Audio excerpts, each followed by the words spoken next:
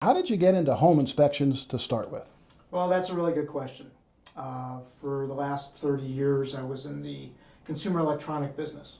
And I hit my head on top of the ceiling and couldn't get any further as a national sales trainer, marketing manager, traveling all over the country. So it got to the point where I didn't want to travel anymore. And I had lots of family members that were involved in real estate back in the day before the big boom, the big crash, and the rebuilding of it all. And they said, yeah, come on over, check out being a realtor or being in the real estate business. And walked into the family's office, and he had a stack about 3 feet high next to his desk of paperwork, and said, yeah, this is what we would do. You'd be great at being a real estate agent. And I looked at the paperwork and I said, that's just a little bit too much paperwork for what I want to do. I want to have the flexibility to be able to get out, possibly train people, or have a little bit more interaction with the public.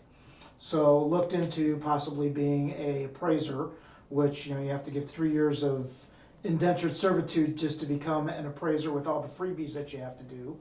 And then looked into becoming a home inspector, which I had physical aptitude of mechanics and how basic things worked in the house, and went to school, took some classes which were required in the state of Arizona, was able to graduate in the top 5% in the state, because you have to take a national exam just to be able to be certified in the state of Arizona, and just hit the floor running, so to speak. So I was very fortunate to have some family members sort of point me in the right direction of being in the real estate industry, but not necessarily being the person out there selling or buying the houses. Gives me the opportunity to have a great position. I have a great job. I get paid to have an opinion. I get paid to be nosy, and I get to tell people what I think.